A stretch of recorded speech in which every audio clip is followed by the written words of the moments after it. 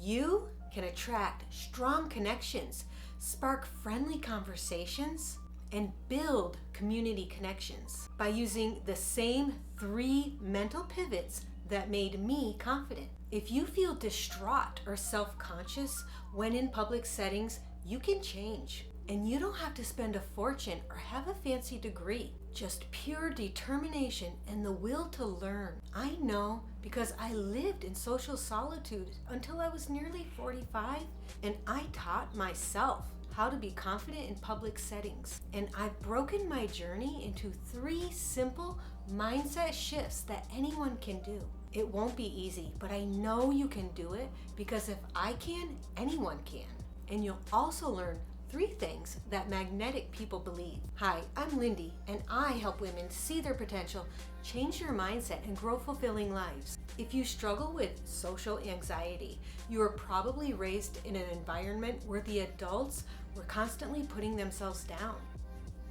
So it's not your fault. It's what you learned. It's how you were trained.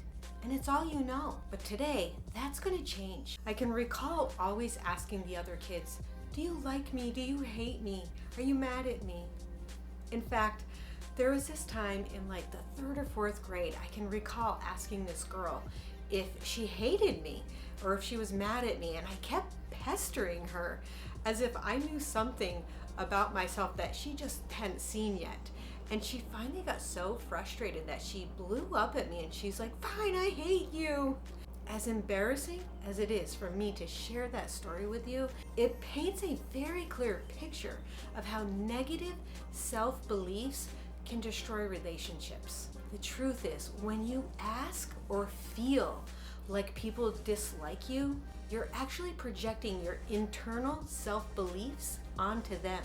In the end, the only thing that keeps people from being attracted to you is the way you think and talk about yourself. For me, not a day went by where I didn't dread going to school and being surrounded by a bunch of kids that I believed didn't like me.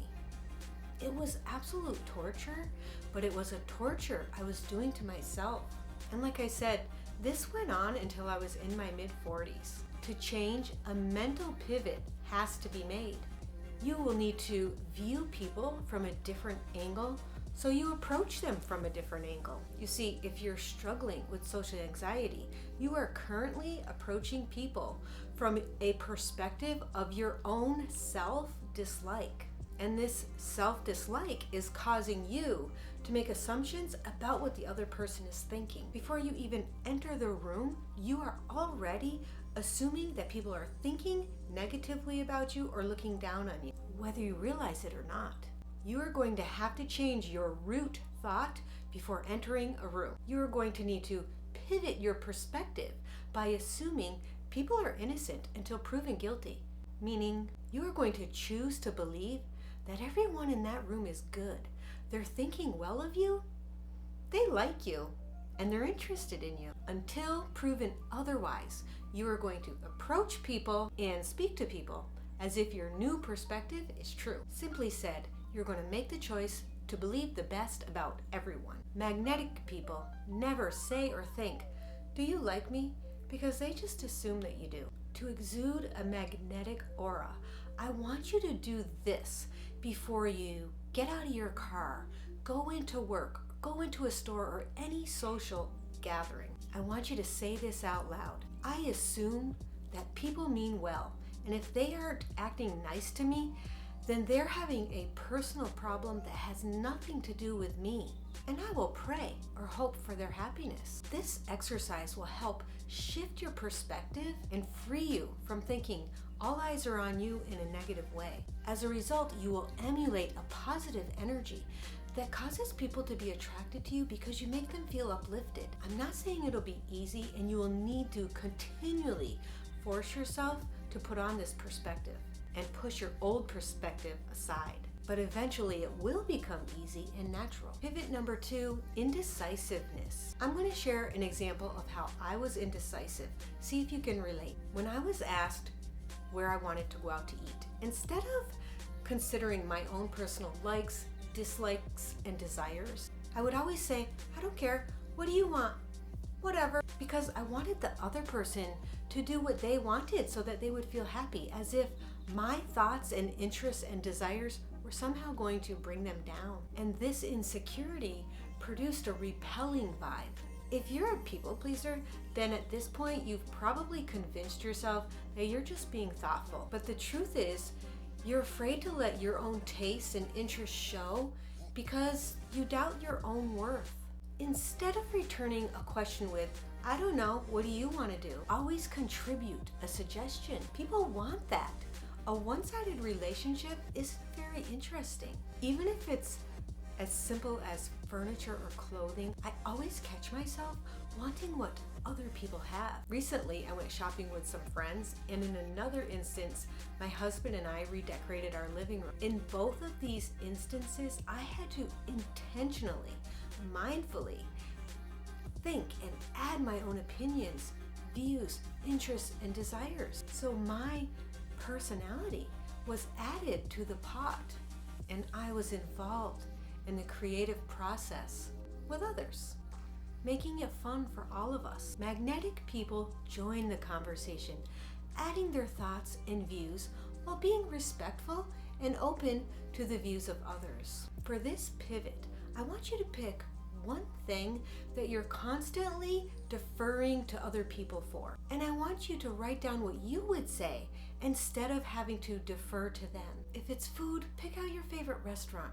If it's decor, find your favorite look. Pick out what you would say, write it down, and this will help you to remember the next time the topic comes up. Pivot number 3 is having low status anxiety. For example, when you're in social settings, do you feel embarrassed about your career? Or do you feel like how much money you make or what you do is of lesser value or status than the others in the room? I struggled with this insecurity for most of my life until I made this mental pivot. I owned it. The truth that I came to realize is that no matter how rich or poor someone is, no matter what they do for work, what makes or breaks how someone else is perceiving you is how you feel about what you're doing. Imagine, for example, I'm a janitor and I'm at a social gathering and there's a surgeon there and he asks me what I do for work. And I say, oh, I'm just a janitor. I didn't go to college. And then I put my head down and then I'm like, I lift my drink and say, but thank God for rich friends. I used to say that all the time. Now imagine this, same scenario, he asked me the same question and I say, I'm a janitor at a high school. I bust my ass, but man is it worth it. I have so many opportunities to encourage these young kids. Many of them only have one parent at home, and the other night I got to speak with this kid and I think he was going to commit suicide that night. I'm considering expanding my career, but right now I know I'm exactly where I'm supposed to be.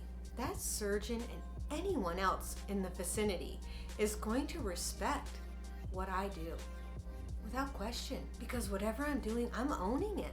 I'm happy, I have value and purpose without needing anyone else's approval. Magnetic people are proud of and make the best of whatever they're doing, no matter what it is. If you are interested in growing in your career, that's great. But starting today, no matter where you're at, I want you to start looking at that particular job as an assignment from a higher power. For me in my faith, that would be God and Jesus. But regardless of your beliefs, think about what you're supposed to be learning at your current job or your current assignment. What tools are you gathering along your journey that you're going to need in your next step a little further down the road? No longer allow shame to mark you, but see your current career for what it is. It's a stepping stone. It's a classroom. It's a training for something more. If this video has helped you, then join me over here so we can break down a confidence killer you'll want to be aware of. And it's 8 sneaky habits. You want to make sure you're not doing any of those. You'll also learn 8 things that self-confident people always do that you're definitely going to want to start doing if you're not already.